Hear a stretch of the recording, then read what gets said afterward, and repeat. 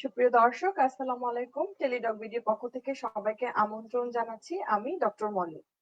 Teledoc BD doctors live episode 4 অনুষ্ঠানটিতে আমাদের আজকের আলোচনার বিষয় অত্যন্ত গুরুত্বপূর্ণ এবং আমরা কারেন্টলি পুরো মাস জুড়েই আসলে অক্টোবরে পিঙ্ক অক্টোবর পালন করছি ব্রেস্ট ক্যান্সার অ্যাওয়ারনেস মান্থ হিসেবে। সেই ব্রেস্ট ক্যান্সার অ্যাওয়ারনেস মান্থেরই একটি অ্যাওয়ারনেস হিসেবে আমাদের আজকের এই আয়োজন এবং আমাদের আজকের আয়োজনের টপিকস হচ্ছে স্তন ক্যান্সার লক্ষণ, প্রতিরোধ ও প্রতিকার। এই বিষয়টি নিয়ে কথা বলবার জন্য আমাদের সাথে আজকে ফেসবুক লাইভে আছেন ডক্টর লুবনা মরিয়ম ম্যাডাম, যিনি অ্যাসিস্ট্যান্ট প্রফেসর হিসেবে জাতীয় ক্যান্সার ইনস্টিটিউট হসপিটালে কর্মরত আছেন।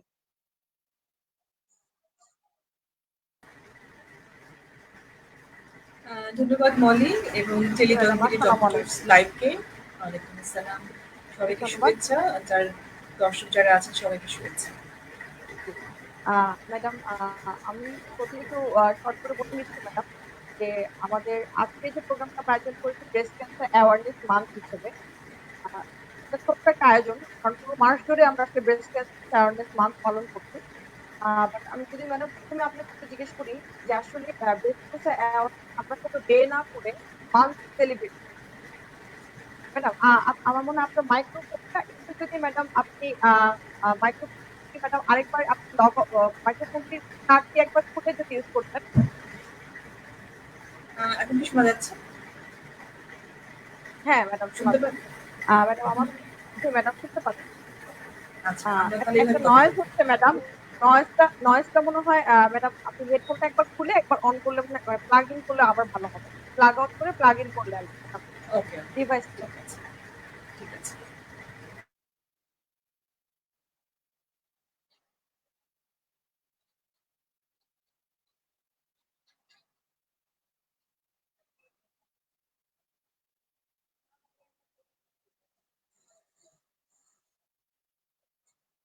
জি দর্শক, আমরা আজকে আয়োজন করেছি ব্রেস্ট ক্যান্সার অ্যাওয়ারনেস মান্থ উপলক্ষে একটি ছোট প্রোগ্রাম মার্কেটে আয়োজন করেছি। বাট আজকে আমাদের আয়োজনের অন্যতম টপিক হচ্ছে যে ব্রেস্ট ক্যান্সারের লক্ষণ, প্রতিরোধ ও প্রতিকার। ম্যাডাম আমাদের সাথে আছেন লুবনা মরিয়ম ম্যাডাম। ম্যাডাম, আমার প্রথমে আপনার কাছে প্রশ্ন যে আমরা ব্রেস্ট ক্যান্সার অ্যাওয়ারনেস কেন ডে না সেলিব্রেট করে মান্থ সেলিব্রেট করতে পারি, এটার কারণটা কি, যে পুরো মাস জুড়ে কেন আমাদের আয়োজনটা থাকে? খুবই সিগনিফিক্যান্ট একটা প্রশ্ন করার জন্য ধন্যবাদ মলি। সাধারণত দেখা যায় কোনো একটা দিবস আমরা পালন করি না, কোনো কারণ যাতে করে মানুষজন অ্যাওয়ার হতে পারে। কিন্তু ব্রেস্ট ক্যান্সার নিয়ে আমরা পুরো মাস জুড়ে অনুষ্ঠান করছি। তার মেইন কারণ হচ্ছে মহিলাদের মধ্যে ক্যান্সার, যতগুলো ক্যান্সার হয় তার মধ্যে ব্রেস্ট ক্যান্সার হচ্ছে অন্যতম। এবং এটা শুধু পৃথিবী আগে ধরা হতো যে উন্নত বিশ্বে এই ব্রেস্ট ক্যান্সার মহিলাদের মধ্যে সবচেয়ে বেশি হয়ে থাকে। কিন্তু আমাদের মতো ডেভেলপিং কান্ট্রিতে কিন্তু এখন ব্রেস্ট ক্যান্সার মহিলাদের মধ্যে ১ নাম্বার ক্যান্সার। এবং প্রচুর মহিলারা ব্রেস্ট ক্যান্সার আক্রান্ত হচ্ছে। বলা হচ্ছে যে অলমোস্ট ২২% মহিলারা কিন্তু ব্রেস্ট ক্যান্সার আক্রান্ত হচ্ছে। এবং আমাদের মতো কান্ট্রিতে যারা অ্যাওয়ার না, যে তাদের ধরেন মহিলাদের ধরেন একটা ক্যান্সার হতে পারে এবং এটাতে একটা প্রাইভেট পার্ট, মহিলারা আনঅ্যাওয়ার থাকে, বলতে শাই ফিল করে। এসব কারণে কিন্তু আমাদের কাছে মহিলারা অনেক লেট স্টেজে আসছে এবং ম্যাক্সিমাম পেশেন্টকে যেখানে কিওর করা সম্ভব যে ক্যান্সারগুলোকে আমরা কিন্তু দেখা যাচ্ছে কিওর করতে পারছি না, হয়তো তাকে প্যালিয়েটিভ ট্রিটমেন্ট দিতে হচ্ছে। এজন্যই একটা কিউরেটিভ ক্যান্সার, যাকে আমরা যেখান থেকে আমরা মহিলাদেরকে মানুষদেরকে আমরা বাঁচাতে পারি, সে ধরনের ক্যান্সার যদি আমরা আর্লি স্টেজে ধরতে পারি। এবং আর্লি স্টেজে ধরার মেন কারণ, মেন প্রসিডিওর হচ্ছে যে অ্যাওয়ারনেস, মহিলাদেরকে অ্যাওয়ার করতে পারি যে এই ক্যান্সার সম্পর্কে এবং কী করে প্রতিকার করা যায়। তাহলে কিন্তু আমরা আর্লি ক্যান্সারটা ধরতে পারবো এবং মহিলাদেরকে আমরা এই ক্যান্সার থেকে বাঁচাতে পারবো। এই জন্য আমরা পুরো মাস জুড়ে আমরা ক্যান্সারটার অ্যাওয়ারনেস পালন করি। ম্যাডাম, আমার পরবর্তী কোশ্চেন থাকছে যে ব্রেস্ট ক্যান্সারের আসলে বেসিক্যালি কারণগুলো কি থাকে? প্রত্যেকটা ক্যান্সার এক একটা, আমরা কিন্তু জানি যে কিছু ফিচার কারণ সবগুলো ক্যান্সারের জন্য থাকে, কিছু জেনেটিক্যাল ফ্যাক্টর এখানে ইনভলভ থাকে স্পেসিফিকলি। ব্রেস্ট ক্যান্সারের কারণ হিসেবে যদি ম্যাডাম আমাদেরকে একটু মার্ক করেন যে ফিজিওলজিক্যাল বা প্যাথোলজিক্যাল বা জেনেটিক অর লাইফস্টাইল, কোন বিষয়গুলোকে আসলে আমরা নিয়ে আসবো কারণ হিসেবে বেসিক্যালি? আচ্ছা, ব্রেস্ট ক্যান্সার অন্যান্য অনেক ক্যান্সারের মতো ব্রেস্ট ক্যান্সারও কিন্তু একদম এক্স্যাক্টলি কারণ আমরা এখনো জানতে পারিনি। কিন্তু আমাদের বলা হচ্ছে যে কিছু রিস্ক ফ্যাক্টর আছে। সেই রিস্ক ফ্যাক্টরের কারণে যদি জেনেটিক অল্টারেশন হয়ে যায়, মানে আমাদের যে ব্রেস্টের গঠন যেটা আছে, ব্রেস্ট টিস্যু আছে, ব্রেস্ট সেল আছে টিস্যুর মধ্যে, সেই সেলগুলো কোনো একটা কারণে যদি অস্বাভাবিকভাবে আচরণ করতে থাকে, তার মানে তার গ্রোথটা যদি কন্ট্রোল না হয়, যেখানে সেল ডিভিশনটা একটা থেকে দুটো হওয়ার কথা সেখানে দুটো না হয়ে দেখা যাচ্ছে ৮টা জন, মানে একটা এক্সপ্লোরেশন ভাবে বাড়তে থাকে, তখনই কিন্তু একটা টিউমার পরিণত হয়ে যায়। এখন এই যে জিনটা কেন পরিবর্তন হয়ে গেল, এর এক্সাক্ট কারণ আমরা জানি না, তবে কিছু রিস্ক ফ্যাক্টর কিন্তু অলরেডি এটা এস্টাবলিশ হয়েছে। সেগুলোকে আমরা রিস্ক ফ্যাক্টর বলি, পজিটিভ ফ্যাক্টর বলছি না। রিস্ক ফ্যাক্টরের মধ্যে মেইন হচ্ছে যে আমরা মহিলায় হওয়া মাত্র কিন্তু আমরা একটা রিস্ক ফ্যাক্টরের মধ্যে পড়ে যাচ্ছি, যে এবং যত বয়স বাড়তে থাকবে আমাদের ততই কিন্তু এই ক্যান্সারের সম্ভাবনাটা বাড়তে থাকবে। সেকেন্ড হচ্ছে যে যে আমাদের ফ্যামিলির কিছু হিস্ট্রি, যেটা হেরিডিটারি ক্যান্সার বলা হচ্ছে, যে 5 to 10% মহিলাদের মধ্যে দেখা যাচ্ছে এটা পারিবারিকগতভাবে এটা তার জিনের মধ্যে চলে এসেছে। তার মানে তার মা অথবা খালা অথবা তার বোন, যেটা খুব ক্লোজ রিলেটিভ যারা আছে, ব্লাড রিলেটিভ যারা আছে, তাদের যদি রক্তের মধ্যে বা তাদের যদি জিনের মধ্যে এই ক্যান্সারের পরিবর্তনটা থাকে বা ক্যান্সার হওয়ার সম্ভাবনা থাকে, তাহলে সেই তাদের বাচ্চাদের মধ্যেও, স্পেশালি মেয়ে বাচ্চাদের মধ্যে এই ক্যান্সারটা হওয়ার প্রবণতা দেখা যায়। এছাড়া কিছু জিনিস আছে যেটা আমাদের নিয়ন্ত্রণের মধ্যে আছে, আমরা পরিবর্তন করতে পারি কিছু অভ্যাস। তার মধ্যে ১ নম্বর হচ্ছে যে আ হরমোন। হরমোন কিন্তু একটা ইম্পোর্টেন্ট ফ্যাক্টর। যে হরমোনটার কারণে আমরা মেয়ে, এস্ট্রোজেন হরমোন, সে হরমোনটার খুবই ইম্পর্টেন্স। আমাদের মেনস্ট্রুয়েশন, মেয়েদের যে মাসিক শুরু হয় সেটার কারণ কিন্তু এই এস্ট্রোজেন হরমোনটা। তো এস্ট্রোজেন হরমোন যদি শরীরের মধ্যে বেশি থাকে, বেশি সময় ধরে থাকে, তাহলে এই ক্যান্সারটা হওয়ার সম্ভাবনা থাকে। এমনকি দেখা যাচ্ছে যে মাসিক বন্ধ হয়ে যাওয়ার পরে অনেক মহিলারা আম হরমোন রিপ্লেসমেন্ট থেরাপি ইউজ করছে। সেটাও একটা কারণ হিসেবে আমরা দেখছি রিস্ক ফ্যাক্টরের মধ্যে। তাছাড়া আমাদের কিছু পিল, কন্ট্রাসেপটিভ পিল ইউজ করি, যেটা বাচ্চা না হওয়ার জন্য অনেক সময় ইউজ করতে হয়। সেই কন্ট্রাসেপটিভ পিলের মধ্যেও কিন্তু এস্ট্রোজেন হরমোনটা থাকে। সো আমরা কিন্তু বলি যে লং টার্ম এই হরমোনটা ইউজ না করার জন্য বা এই পিলটা না খাওয়ার জন্য। তো হরমোন একটা ইম্পর্টেন্ট ফ্যাক্টর। আর ২-৩ টা ফ্যাক্টর আছে যেটা আমরা চাইলে নিয়ন্ত্রণ করতে পারি। তার মধ্যে একটা হচ্ছে আমাদের খাদ্যাভ্যাস পরিবর্তন এবং ওজনটাকে নিয়ন্ত্রণ রাখা। এটা ওজন এবং ফ্যাট এটার সাথে খুব একটা আরেকটার সাথে সম্পর্কিত। তা ওজন বাড়ার সাথে, সাথে আমাদের শরীরে ফ্যাট জমতে থাকে এবং এই ফ্যাট থেকে কিন্তু এই এস্ট্রোজেন হরমোনটা সিক্রেট হয়। সো আমরা যদি ওজন নিয়ন্ত্রণ করতে পারি, তাহলে কিন্তু এই ক্যান্সারের রিস্কটা অনেকখানি আমরা কমিয়ে আনতে পারি। এবং ওজন কমার সাথে রিলেটেড হচ্ছে যে ফিজিক্যাল অ্যাক্টিভিটি, তাই না? তো আমরা সবসময় অ্যাডভোকেট করছি যে আ আপনারা ফিজিক্যালি অ্যাক্টিভ হন। তার মানে আপনারা নিয়মিত ব্যায়াম করবেন এবং খাদ্যাভ্যাস পরিবর্তন করবেন। বেশি মাত্রায় মাংস স্পেশালি যেটা হচ্ছে গরুর মাংস বা এই রেড মিট গুলো না এভয়েড করে আমরা যদি লিন মিট খাই এবং আমাদের যদি শাকসবজি স্পেশালি রেইনবো কালার ফুড গুলো যদি বেশি খাই, তাহলে কিন্তু এই রিস্ক ফ্যাক্টর গুলো অনেকগুলো কমে আসতে পারে। সো আমি এই যে রিস্ক ফ্যাক্টর গুলোর মধ্যে বললাম, যেটা হলো কিছু কিছু জিনিস আছে আমাদের নিয়ন্ত্রণের মধ্যে আছে, কিছু জিনিস আমাদের নিয়ন্ত্রণের মধ্যে নেই। যেমন আমি মেয়ে, আমার যদি ফ্যামিলিতে হিস্ট্রি থাকে, এগুলো আমার নিয়ন্ত্রণের মধ্যে নেই, এই রিস্ক ফ্যাক্টর গুলো। কিন্তু আমরা যে এই খাদ্যাভ্যাস পরিবর্তনের কথা বলছি, ফিজিক্যাল অ্যাক্টিভিটির কথা বলছি, এগুলো কিন্তু আমার নিজের কন্ট্রোলের মধ্যে আছে। আমি চাইলে কিন্তু এই রিস্ক ফ্যাক্টর গুলো অ্যাভয়েড করতে পারি এবং ক্যান্সার থেকে আমি নিজেদেরকে প্রতিরোধ করতে পারি। ম্যাডাম আমি একটু এখন জানবো যেহেতু কারণগুলো অনেকগুলো ম্যাডাম কম্বাইন।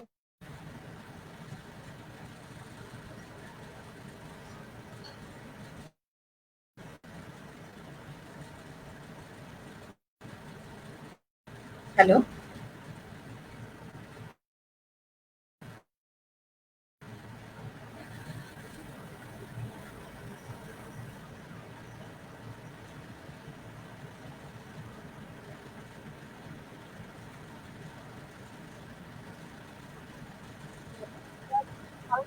হ্যালো? আমি বোধহয় ডিসকানেক্ট হয়ে গিয়েছিলাম কি মলি? জি ম্যাডাম, অসুবিধা নেই। হ্যাঁ ম্যাডাম, ম্যাডাম আমরা একটু এই ওকে। মুহূর্তে জানবো যে যেহেতু আমরা এতক্ষণ কারণগুলো নিয়ে আলোচনা করেছি, ব্রেস্ট ক্যান্সার অনেক সময় দেখা যায় যে অনেকে ব্যথা পেলে ভাবে যে আমার ক্যান্সার হয়েছে। অনেক সময় দেখা যায় ব্যথা ছাড়াও ব্যথা মুক্ত হলেও হয়।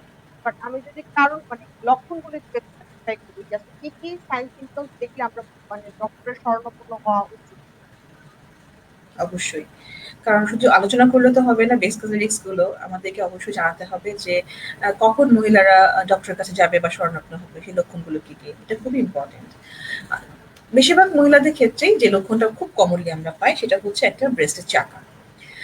সেই চাকাটা কিন্তু সবসময় ক্যান্সার না হতে পারে, ম্যাক্সিমাম সময় ক্যান্সার হয় না, কিন্তু একটা চাকা নিয়ে অনেক মহিলা আমাদের কাছে প্রেজেন্ট করে।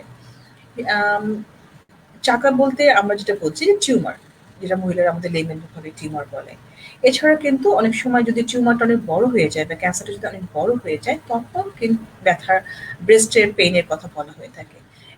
নর্মালি ক্যান্সার যখন ছোট থাকে তখন কিন্তু ব্রেস্টে খুব বেশি পেইন হয় না। তো ক্যান্সারের যেটা মেন তাহলে হলো একটা চাকা এবং লোক যদি বেশি অ্যাডভান্স স্টেজে পেইন। আর কিভাবে আসতে পারে? দেখা যায় যে ব্রেস্টটা হয়তো ফুলে গেছে, কোনো স্পেসিফিক চাকা না হয়ে পুরো ব্রেস্টে ফুলে যাচ্ছে, বড় হয়ে যাচ্ছে, অপোজিট ব্রেস্টে চাইতে এই ব্রেস্টটা বেশি ফুলে যাচ্ছে এবং পানি জমে যাচ্ছে, স্কিনের মধ্যে চেঞ্জ হচ্ছে, স্কিনটা রেড হয়ে যাচ্ছে, স্কিনের চামড়াটা কুচকে যাচ্ছে, থিক হয়ে যাচ্ছে। এবং নিপলের একটা খুব ইম্পর্টেন্ট সাইন আছে যে নিপলটা অনেক সময় দেখা যায় ভিতরের দিকে ঝুঁকে যায়, যে বা স্তনের বোটা যেটা বলি ভিতর দিকে ঝুঁকে যায়, অথবা স্তনের বোটা থেকে রক্তক্ষরণ হতে পারে, পুঁজ বের হতে পারে, এবং অনেক সময় যে ব্রেস্টের কোনো একটা অংশ ভিতর দিকে ডেবেও যেতে পারে। অনেক সময় ফুলে যায় বাইরের দিকে, কিন্তু অনেক সময় কিন্তু ভিতর দিকে ঢুকেও যায় ব্রেস্টের কোনো একটা অংশ।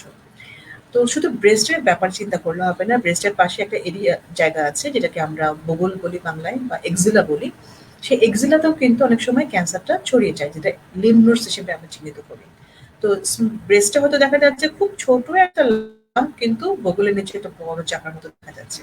সো আমাদেরকে ব্রেস্টের যে সিমটম গুলো বললাম তার সাথে বগলের যে চাকার কথা এটাও খেয়াল রাখতে হবে, এবং মহিলাদেরকে এই কথাগুলো বলতে হবে যে চাকা অথবা ব্রেস্টটা বড় হয়ে যাওয়া বা ফুলে যাওয়া, রেড হয়ে যাওয়া, এবং নিপলের যে বিষয়টা আছে যে সেখানে যদি ভিতর দিকে ডুবে ডেবে যাওয়া অথবা সেখান থেকে রক্তক্ষরণ, পুঁজ বের হওয়া, this is are the same main symptoms এগুলো। তো এরকম যদি কোনো আসে তাহলে কিন্তু আর বাসায় বসে থাকা যাবে না, অবশ্যই ডক্টরের শরণাপন্ন হতে হবে। ম্যাডাম, এই প্রশ্নটা ধরে আসি যে অনেক সময় অনেকের প্রশ্ন থাকে যে আমি কি সরাসরি একজন অঙ্কোলজিস্টের কাছে যাব কিনা, নাকি আমি একজন সার্জনের কাছে যাব, নাকি একজন মেডিসিনের ডক্টরের কাছে যাব। অনেক সময় এই বিষয়টিতে আমাদের সামাজিক অবস্থাতে অনেকে একটু তাদের লজ্জাবোধ থেকে তারা যেতে চান না। আর অনেক সময় মহিলারা ডক্টরদের কাছে যেতে চান। আর সেক্ষেত্রে আসলে ম্যাডাম প্রথমে কোন ডক্টরকে আসলে দেখানো উচিত যে কোনো বিষয় নিয়ে আর কি, এই বিষয়টিতে স্তন ক্যান্সারের জন্য? ধন্যবাদ। খুবই মানে একটা খুব আমাদের আর্থসামাজিক অবস্থার প্রেক্ষাপটে আপনি খুব চমৎকার একটা প্রশ্ন করেছেন আমাকে। বাইরের কান্ট্রিতে কি হয়? ওখানে কিন্তু জিপি সিস্টেম আছে, যে যে কেউ কোনো সমস্যা হলে প্রথমে কিন্তু তারা জিপির কাছে চলে যায়, জেনারেল প্র্যাকটিশনার যার কাছে যায়। যদি তারা মনে করে রেফার করবে কোনো স্পেশালাইজেশনের কাছে, তখন তারা স্পেশালাইজেশনের কাছে যায়। তো বাংলাদেশে তো আসলে এটা ডেভেলপ হয়নি, তাই না? আমাদের সিস্টেমটা একটু ডিফারেন্ট। সো আমাদের দেশে আমাদের পেশেন্টরা যে কোনো সময় যে কোনো ডক্টরকে ভিজিট করতে পারে, এটা জেনারেল প্র্যাকটিশনার্সও হতে পারে অথবা স্পেশালাইজেশনও হতে পারে। এবং যেহেতু আমাদের মহিলার, আমরা ইসলামিক কান্ট্রি হিসেবে এবং আমাদের যে আর্থসামাজিক অবস্থা আছে তাতে করে শাইনেস এবং একটা প্রাইভেট পার্টকে সরাসরি কোনো মেল ডক্টরের কাছে যাওয়াটা তাদের জন্য অনেক হেজিটেশনের কারণ হয়ে থাকে। তো এই জন্য দেখা যায় যে এটা অনেক মহিলারা প্রথমে গাইনোকোলজিস্ট, যেহেতু ম্যাক্সিমাম গাইনোকোলজিস্ট বাংলাদেশে হচ্ছে অ্যাক্সেসেবল এবং তারা না সংখ্যাও বেশি এবং তারা মহিলা, তাদের কাছে কিন্তু এটা প্রেজেন্ট করে। এটা হচ্ছে আমাদের দেশের প্রেক্ষাপটের কথা বলছি, বাইরের কথা বলছি না। তবে একজন এমবিবিএস পাস করা যে কোনো ডক্টরই, আমরা কিন্তু এমবিবিএস লেভেলে সবাই পড়ে আসি যে ব্রেস্ট ক্যান্সার সাইন সিম্পটমগুলো কি কি এবং এটা কিভাবে আমরা এক্সামিন করতে পারি। সো একজন পেশেন্ট যদি কোনো সিমটম হয়, তার কাছে মোস্ট অ্যাভেলেবল যে সিচুয়েশনটা আছে, যে সেটা হয়তো একটা থানা হেলথ কমপ্লেক্সও হতে পারে, একটা ডিস্ট্রিক্ট লেভেলে একটা হসপিটাল হতে পারে, তার কাছে যেটা অ্যাভেলেবল আছে আমি মনে করি যে তার কাছেই চলে যাওয়া উচিত। এখানে আমি স্পেসিফিক করে বলতে চাই না যে আপনি সার্জনের কাছে যাবেন বা একজন অনকোলজিস্টের কাছেই যাবেন বা একজন গাইনোকোলজিস্ট। আমরা এমবিবিএস পাস করা, আমি মনে করি যে কোনো ডক্টরই এই জিনিসটা, স্তনের যে একটা চাকা আছে এটা ইভালুয়েট করার জন্য যোগ্যতা সম্পন্ন। এবং তারা যদি মনে করে পেশেন্টটা কোনো স্পেশালাইজেশন রেফার করবে, হয়তো সার্জন, হয়তো স্পেশাল অনকোলজিক্যাল সার্জন যারা আছে তাদের কাছে হয়তো এটা বেশি ইম্পর্টেন্স পাবে। কিন্তু আমি মনে করি যে বসে না থেকে বা ডক্টর চুজ করতে করতে দেরি না করে we should go for any doctor which are available, যারা অ্যাভেলেবল আছেন তাদেরকে আমরা দেখিয়ে ফেলবো। ম্যাডাম সাধারণত অনেক সময় দেখা যায় কি যে বিভিন্ন ডক্টরের কাছে ডিসিশন নিতে নিতে ডিসিশন মেকিং একটা দেরি হয়ে যায় বা লেট হয়ে যায়। তো বাই দিস টাইম অনেকের কনসার্ন থাকে যে আমি ডক্টর খুঁজে বের করতে বা আমি প্রপার চ্যানেল অনুযায়ী ডক্টরের কাছে যেতে বা প্রপার প্রোটোকল মেনটেন করে ডক্টর যাওয়ার আগে কি আমি কোনো নিজের পক্ষ থেকে কোনো ইনভেস্টিগেশন করে রাখবো কিনা, যেটা নিয়ে হয়তো বা ডক্টরের কাছে গেলে আমি এক স্টেপ এগিয়ে থাকলাম। সেই বিষয়টিতে কি কোনো ধরনের সাজেশন আছে যে কি ধরনের ইনভেস্টিগেশনটা আমরা নিজেরাই করে ডক্টরের কাছে নিয়ে যেতে পারি? আমার মনে হয় যে ইনভেস্টিগেশনটা রুগী না করে আগে সরাসরি ডক্টরের কাছে যাওয়াটাই আমি প্রেফার করব। এটাই আমার লজিক্যাল মনে হচ্ছে। কারণ হয়তো তার কোনো পরীক্ষা নাও লাগতে পারে। হয়তো আসলে কিছুই না। অনেকেই আছে আমাদের কাছে ব্রেস্ট পেইন নিয়ে আমাদের কাছে আসে যে খুব ব্যথা হচ্ছে ম্যাডাম, খুব জ্বালা-পোড়া হচ্ছে, এরকম নিয়ে আসে। কিন্তু আমি হাত দিয়ে দেখলাম আসলে কোনো চাকা বা কোনো সিম্পটম আমার কাছে মনে হচ্ছে না অ্যালার্মিং কোনো কিছু আছে। আমি কোনো পরীক্ষাই দেই না। জাস্ট কাউন্সেলিং করি তাদের সাথে যে না, তাকে বুঝিয়ে দেই যে এটা কোনো সমস্যা না। তো সো এইজন্য আমি মনে করি কোনো যদি অ্যালার্মিং সিম্পটম পেশেন্ট মনে করে যে না তাদের কোনো সমস্যা হচ্ছে, প্রথমে তার ডক্টরের কাছে সরাসরি যাওয়া উচিত এবং ডক্টরই ডিসাইড করবে। আগে পরীক্ষা করবে, হিস্ট্রি নেবে এবং সেই ডিসাইড করবে যে ফার্দার কোনো ইনভেস্টিগেশন লাগবে কিনা। আমাদের সাধারণত হ্যাঁ, আমরা ডক্টররা যেটা করি, প্রথমে হিস্ট্রি নেওয়া, যেটা হচ্ছে তার ফ্যামিলি হিস্ট্রি ইম্পর্টেন্ট খুবই বেশি। তার অবস্ট্রাকশন হিস্ট্রি মানে মিনিস্ট্রাল হিস্ট্রিটা নেওয়া খুবই দরকার এবং তার অবস্টেট্রিক্স যে হিস্ট্রিটা মানে বাচ্চা কজন হয়েছে, ফার্স্ট বাচ্চা কবে হয়েছে, এই ইনফরমেশনগুলো আমাদের জন্য খুব দরকার। তো আমরা এই হিস্ট্রিগুলো নিই প্রথমে, তারপর আমরা তাকে ফিজিক্যালি তার ব্রেস্ট এবং অন্যান্য যে অংশগুলো আছে সেগুলো আমরা পরীক্ষা করে দেখি। পরীক্ষা করার পরে যদি মনে করি যে না একটা সাসপিশিয়াস লাম্প তার ব্রেস্টের মধ্যে আছে অথবা বগলের মধ্যে আছে, তখন আমরা কিছু পরীক্ষা দিই এবং সেই পরীক্ষাটা তার বয়সের জন্য উপর ডিপেন্ড করে। যদি ইয়াং বয়স হয়, লেস দেন 40 ইয়ার্স যদি হয়, তাহলে কিন্তু আমরা তাদেরকে আল্ট্রাসোনোগ্রাফি ব্রেস্ট করতে বলি। কারণ মেমোগ্রাফি তখন আসলে খুব অ্যাডভোকেট করা হয় না এবং মেমোগ্রাফিতে খুব ভালো ছবিও আসে না, কারণ ইয়াং মেয়েদের ব্রেস্টটা ডেন্স থাকে অনেক বেশি। কিন্তু 40 পরে কিন্তু আমরা এটা মেমোগ্রাফিটাই আমরা ফার্স্ট চয়েস থাকবে, যে আমরা যদি লাম্প পেয়ে থাকে হাতের মধ্যে তো সেটা ইভালুয়েট করার জন্য আমাকে মেমোগ্রাফিটাই 40-এর পরে যে যারা মহিলারা আসবে তাদেরকে মেমোগ্রাফিটাই আমরা অ্যাডভাইস করবো এবং সেই মেমোগ্রাফি যদি আমাকে লিড করে যে না দে আর সাসপিশিয়াস ফর ম্যালিগন্যান্সি, তাহলে কিন্তু আমাকে টিস্যু বায়োপসিতে যেতে হবে কনফার্মেশনের জন্য। ম্যাডাম অনেক সময় অনেকে মনে করেন যে আমার বায়োপসি করতে দিয়েছে, আমার তাহলে কনফার্ম ক্যান্সার কিনা। এই বিষয়টা একটু ক্লিয়ার করার, যে বায়োপসিটা আসলে আমরা মানে কোন স্টেজে করি, মানে তখন কি আমরা মোটামুটি ভাবে একটা ক্লিনিক্যাল ধারণা নেই কিনা যে তার আসলে ক্যান্সার হয়েছে কিনা, এই বিষয়টা যদি ডিসকাস করতে। অবশ্যই একটা বায়োপসি ইনভেসিভ প্রসিডিওর, তাই না? পেশেন্ট কিন্তু অনেক ব্যথা পায়। এটা করার অ্যাডভাইস করার আগে আমাকে অবশ্যই যে জাস্টিফাই হতে হবে যে আমি আসলে যে পরীক্ষাটা দিচ্ছি পেশেন্টটার জন্য এটা জাস্টিফাই কিনা। আহ, এবং যখন এটা আমাকে লিড করবে আমার ক্লিনিক্যাল এক্সামিনেশন, যে আমি তাকে পরীক্ষা করে দেখছি যে তার লামটা কিরকম, তার নেচারটা কিরকম, হার্ড কিনা, শক্ত হয়ে আছে কিনা, বা স্কিনের সাথে বা নিচে আন্ডারলাইন স্ট্রাকচারের সাথে লেগে আছে কিনা, নাকি এটা মুভ করছে।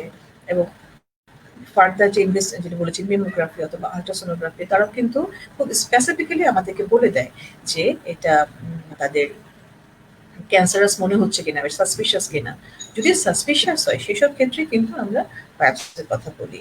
আদারওয়াইজ কিন্তু আমরা বায়োপসি বলি না। যদি ওরা বলে যায় এটা সিস্ট হতে পারে, আল্ট্রাসোনোতে বা মেমোগ্রাফিতে বলছে যেটা সিস্ট হওয়ার সম্ভাবনা বেশি, সিস্ট আছে, তাহলে কিন্তু আমরা পেশেন্টকে কাউন্সিলিং করি, we don't go for biopsy. Madam এই প্রশ্নটি প্রশ্ন আছে যে অনেকেই দেখা যায় যে বংশগত ভাবে যদি তার একটা সম্ভাবনা থেকে যায় যে প্রিভিয়াস হিস্ট্রি থাকে যে তার ব্রেস্ট ক্যান্সার তার সম্ভাবনা, সেক্ষেত্রে আসলে কোন বয়স থেকে তার আসলে ফলো আপে থাকা উচিত, বা আগে থেকে যদি প্রিভেন্টিভ মেজার হিসেবে সে যেতে চায় যে কোন বয়স থেকে তার আসলে ডক্টরকে দেখে তার ফিজিক্যাল এক্সামিনেশনটা বা ব্রেস্ট এক্সামিনেশনটা করা উচিত? আচ্ছা, তো এটা শুধু ওই আমি ২ টা ভাগে বলতে চাচ্ছি। একটা হচ্ছে নরমাল পপুলেশনের জন্য যাদের ফ্যামিলিতে কোনো হিস্ট্রি নেই, তারাও কিন্তু একটা স্ক্রিনিং এর মধ্যে আসতে হবে। কারণ ব্রেস্ট ক্যান্সার স্ক্রিনিং বাংলাদেশে, পৃথিবীর সব জায়গাতে খুব এস্টাবলিশ এবং বাংলাদেশে আমরা চেষ্টা করছি স্ক্রিনিংটা খুব এস্টাবলিশ করার জন্য। এবং স্ক্রিনিং এর মাধ্যমে ক্যান্সার খুব আর্লি স্টেজে ধরা পড়া সম্ভব। এবং আর্লি স্টেজ ধরা পড়াটা কিন্তু রোগীটাকে কিউর করার একটা প্রাইম অবজেক্টিভস। সো স্ক্রিনিং এর মাধ্যমে খুব ছোট টিউমার আমরা ধরে ফেলতে পারি। তো স্ক্রিনিংটা আমরা কিভাবে করব? একটা হচ্ছে দুটো ভাগে করতে পারি। একটা হলো যাদের নরমাল পপুলেশন, সেকেন্ড আরেকটা ভাগ বলছি যাদের ফ্যামিলি হিস্ট্রি বা হাই রিস্ক পপুলেশন। তো নরমাল পপুলেশনের ক্ষেত্রে আমরা যেটা বলি যে 20 বছর বয়স পর থেকেই আপনারা একটা নিজের ব্রেস্টটা নিজে একটু পরীক্ষা করুন। সেলফ ব্রেস্ট এক্সামিনেশন, যেটা প্রতি মাসে নিজের ব্রেস্টটা নিজে একটু পরীক্ষা করে দেখুন। একটা নিজের ব্রেস্টে কিভাবে পরীক্ষা করবে, যে একটা দেখবে যে ব্রেস্টে সব কিছু ঠিক আছে কিনা, দুইটা ব্রেস্ট সেম সাইজ কিনা, তাদের কোনো বড় ছোট আছে কিনা, বা নিপুলটা ভিতরে ঢুকে গেছে কিনা, সাইজ বড় ছোট আছে কিনা, কোনো লাম দেখা যাচ্ছে কিনা, এটা গুগলের নিচে এটা তারা পরীক্ষা করে দেখবে যে কোনো অ্যাবনর্মাল কোনো কিছু চোখে পড়ছে কিনা। তারপরে তারা ফিল করবে হাত দিয়ে। এটা শাওয়ারের সময় হতে পারে, যে হাতে একটু সাবান দিয়ে আমরা ব্রেস্ট আমরা পরীক্ষা করে ঘুরিয়ে ঘুরিয়ে দেখলাম কোথাও লাম পাচ্ছি কিনা, বা গুগলের নিচটা দেখলাম কোথাও লাম পাচ্ছি কিনা। এটা 20 বছরের পর থেকেই আমরা বলি যে মেয়েদেরকে এই প্র্যাকটিসটা শুরু করার জন্য। যদিও এটা স্ক্রিনিং এর পার্ট না, বাট ইটস বেটার যে আপনি আপনার ব্রেস্ট গঠন সম্পর্কে জানুন। সেকেন্ড হচ্ছে যে আমরা কখন ডক্টরদেরকে দেখাবো। সাধারণত 35 থেকে 45 বছর পর্যন্ত আমরা বলি আপনার প্রতি বছর একবার করে হলেও ডক্টরদেরকে ব্রেস্টটা এক্সামিন করে দেখান। আর 45-এর পর থেকে, তো 45 থেকে আমরা 55 পর্যন্ত বলবি প্রতি বছর একটা করে মেমোগ্রাফি করবেন, এবং 55-র পর থেকে 70 বছর পর্যন্ত 2 বছর পর পর মেমোগ্রাফি করবেন। সো ইটস মানে এটা একটা prescribe formula for screening procedure, যে কোন বয়স থেকে আমরা কি করব। সো প্রথম হচ্ছে 20 বছর থেকে আমরা সেলফ ব্রেস্ট এক্সামিনেশন করবো। 35-এর পর থেকে আমি ডাক্তারকে দিয়ে আমার ব্রেস্ট একবার করে দেখাবো। 45-এর পর থেকে আমি বছরে একবার মেমোগ্রাফি করাবো, কারণ 45 থেকে 55 সবচেয়ে হাইয়েস্ট রেট থাকে ব্রেস্ট ক্যান্সার হওয়ার জন্য। এই জন্য ওই সময়টাতে ঘন ঘন করতে হয়, প্রতি বছর একবার করে করতে হয়। আর 55-র পর থেকে 70 পর্যন্ত 2 বছর পর পর আমাদের এই মেমোগ্রাফি যেটা, এটা আমরা অ্যাডভোকেট করে থাকি। সাধারণত দেখা যায় 70 বছরের পরে এটার মানে মেমোগ্রাফিটা খুব বেনিফিশিয়ারি হয় না, তখন আর আমরা অ্যাডভাইস করি না।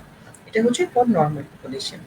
এখন যেসব মহিলাদের ফ্যামিলিতে হিস্ট্রি আছে যে ব্রেস্ট ক্যান্সার, বা তাদের মধ্যে জিনের যে একটা BRCA1 জিন, যেটা হলো খুব ইম্পর্টেন্ট, এই মিউটেশনের কারণে ক্যান্সারটা হওয়ার সম্ভাবনা থাকে।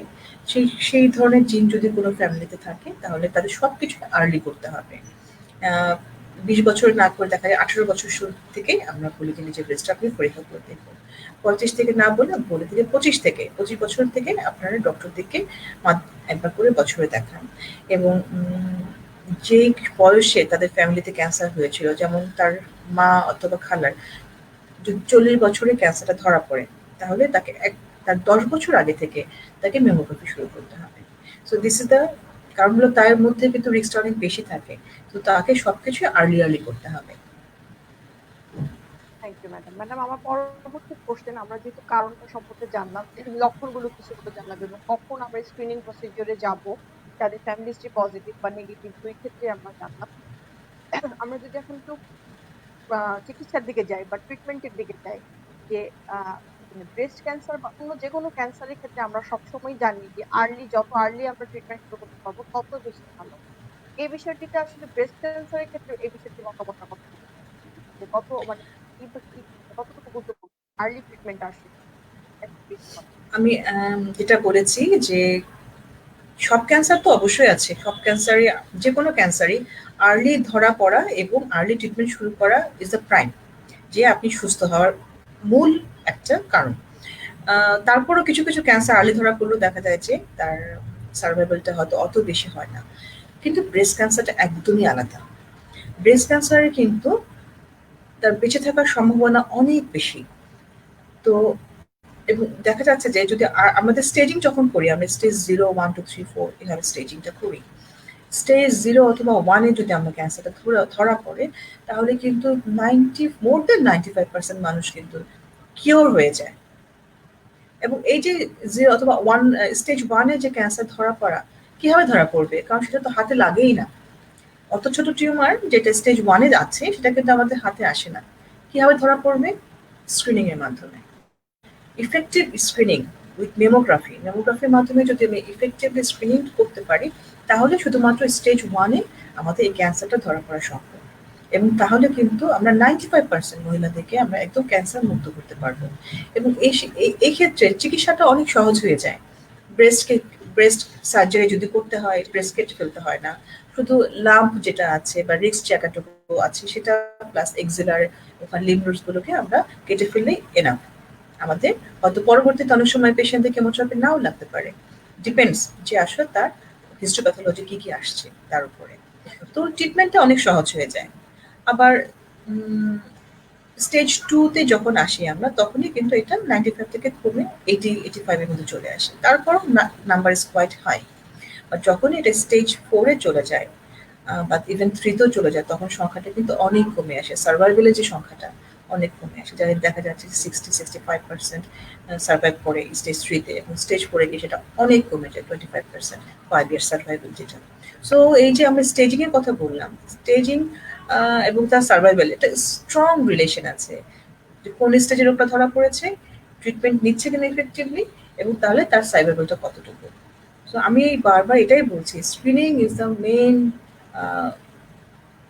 আমাদের লক্ষ্য হওয়া উচিত মানুষজনকে অ্যাওয়ার করা এবং স্ক্রিনে আগ্রহী করে তোলা। কারণ স্ক্রিনিং এর মাধ্যমে শুধুমাত্র আর্লি ব্রেস্ট ক্যান্সার ধরা পড়া সম্ভব। আহ অনেক সময় ম্যাডাম দেখা যাচ্ছে কি যে অনেকের সার্জিক্যাল যে প্রসিডিউরটা বা ম্যাস্টেকটমি যেটাকে আমরা বলি বা সার্জিক্যাল প্রসিডিউর যখন যায় তখন তাদের একটা ভয় কাজ করে যে তাদের ব্রেস্ট কেটে ফেলে দেওয়া হবে, সেটা তাদেরকে একটু দেবে বা এই ধরনের। সেক্ষেত্রে রিজার্ভেশন কোনো প্রসেস আছে কিনা বা আমরা সেক্ষেত্রে কোনো ধরনের সাজেশন নেই কিনা, যে সাজেশন নেই কিনা যে তার ব্রেস্টের সর্বোচ্চ রিজার্ভেশনটা কতটুকু করা যায়, এই বিষয়টি থেকে আমরা কম্বাইন্ড ডিসিশন নিই কিনা বা সার্জনরা কি অপোলজি মিলে একটা কম্বাইন্ড ডিসিশন কি এখানে নেয় কিনা পেশেন্টের। কারণ খুবই ইয়াং অনেক ইম্পর্টেন্ট সময় প্রশ্ন। যারা থাকে, ইয়াংদের অনেক সময় প্রশ্নটা থাকে যে জি। টিচার কিরকম তাকে দেখতে তার সে হয়তো কমফোর্টেবল ফিল করবে না, এই বিষয়টি একটু ম্যাডাম যদি বলেন। এটা তো খুবই ইম্পর্টেন্ট আমাদের এখন কিন্তু বেশিরভাগ মহিলারা ইয়াং বয়সে কিন্তু অনেক ক্যান্সার ধরা পড়ছে, অনেক ইয়াং মেয়েদের ক্ষেত্রে। এবং শুধু ইয়াং বলবো না, আমি যেকোনো মহিলাদের জন্য ব্রেস্ট কিন্তু খুব ইম্পর্টেন্ট একটা অর্গান, তাই না? এবং তাদের কনজুগার লাইফও এটা ভেরি ইম্পর্টেন্ট। তাদের যে একটা যখন আগে আমাদের ম্যাক্সিমাম সময় দেখা যেত সার্জারি বলতে আমরা ম্যাস্টেক্টমি বলি। তার মানে হচ্ছে পুরো ব্রেস্টটা কেটে ফেলে দেওয়া। এটা কিন্তু তার একটা মহিলাদের সাইকোলজিক্যালি অনেক ইফেক্ট পড়ে, যেটা আমরা অনেক সময় ইগনোর করি। কিন্তু রিসেন্ট বলবো না, আমরা অনেকদিন থেকেই আহ, আমাদের ট্রিটমেন্ট তো ইভলিউশন হচ্ছে, আমাদের আধুনিক চিকিৎসা আমাদের পৃথিবী জুড়ে আসছে এবং বাংলাদেশেও সেটা আমরা অ্যাডপ্ট করছি। তো আমাদের সার্জারিতেও কিন্তু অনেক পরিবর্তন এসেছে। এখন কিন্তু ব্রেস্ট ক্যান্সার আসলে কিন্তু আমরা মাস্টেক্টমি বা যেটা পুরো ব্রেস্ট কেটে ফেলা এটা কিন্তু আর করছি না এখন। বেশিরভাগ সময়ই কিন্তু করছি না। এটা খেয়াল রাখতে হবে আমাদেরকে যে আমরা কিন্তু ব্রেস্ট ক্যান্সার হলেই ব্রেস্ট পুরো কেটে ফেলবো না। যদি আর্লি হয় তাহলে তো প্রশ্নই আসে না। আর্লি ক্যান্সার হলে দেখা যায় যে জাস্ট টিউমারটা যেটা বলেছি টিউমার এবং তার আশেপাশে কিছু এরিয়া আমরা কেটে ফেলবো, প্লাস আমাদেরকে বগুলের নিচে যে এক্সিলাটা আছে সেটা আমাদেরকে কেটে ফেলতে হবে বা সেখানে আমাকে ডিসেকশন করে ক্লিয়ার করে নিয়ে আসতে হবে। দেখতে হবে যে কোনো লিম্ফ নোডস স্প্রেড করেছে কিনা এটা। আর যদি লোকালি অ্যাডভান্স থাকে তার মানে টিউমারটা খুব ছোট না, একটু বড় হয়ে গেছে, সেক্ষেত্রে আমরা কি করি, আমরা কিন্তু সার্জারি না করে আমরা চাই যে টিউমারটাকে ছোট করতে হবে। কিভাবে ছোট করব?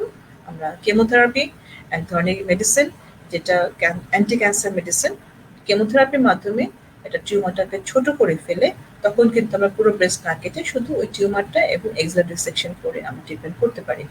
এবং ব্রেস্টটাকে আমরা রেখে পেশেন্টকে মানে সাইকোলজিক্যাল যে ডিপ্রেশনে না ফেলে বরং তাকে একটা নর্মাল স্বাভাবিক জীবন তাকে দিতে পারি। কারণ এ ধরনের মহিলারা কিন্তু লং টাইম বেঁচে থাকবে। এত সময় তারা একটা ডিপ্রেশন নেওয়া, একটা কষ্টে থাকা, তার চাইতে যদি আমরা তার কোয়ালিটি অফ লাইফ যদি বাড়াতে চাই তাহলে কিন্তু এই সার্জারি পুরো ব্রেস্ট না ফেলে শুধু ওয়াইড লোকাল এক্সিশন এবং তা করে তাকে ব্রেস্টটা প্রিজার্ভ করা, এটা কিন্তু আমরা করতে পারি এবং এটা আমাদের বাংলাদেশে এখন অনেক সার্জনরাই করছে, স্পেশালি অনকো সার্জন যারা আছে তারা তো এটা ইনভ্যারিবলি করছে। আমি এটা আমার আপিল থাকবে সার্জনদের কাছে যে আপনারা ট্রেন্ড আপ হন যাতে করে আমাদের মহিলাদেরকে আমরা একটা ভালো সার্ভাইভাল দিতে পারি, কোয়ালিটি অফ লাইফ দিতে পারি।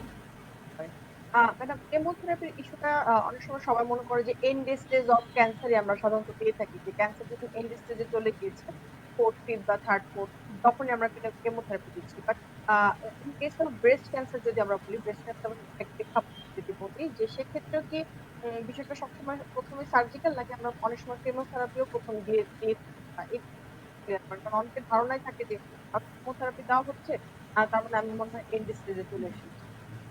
হ্যাঁ, আমি এই ধরনের প্রশ্নে তো অনেক সম্মুখীন হই এবং অনেক অনেক স্ট্রাগল করতে হয় আমাকে রোগীদের সাথে বোঝানোর জন্য যে আসলে কেন কেমোথেরাপি দেওয়া হচ্ছে।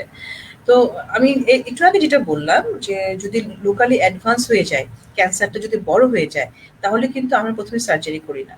প্রথমে আমাদের এইম থাকে টিউমারটাকে ছোট করে নিয়ে আসা, নিউ ছোট করে নিয়ে এসে তারপর আমরা সার্জারিতে যাব। সো প্রথমে সেসব ক্ষেত্রে প্রথমে সার্জারি না করে আমরা তাহলে কেমোতে যাচ্ছি।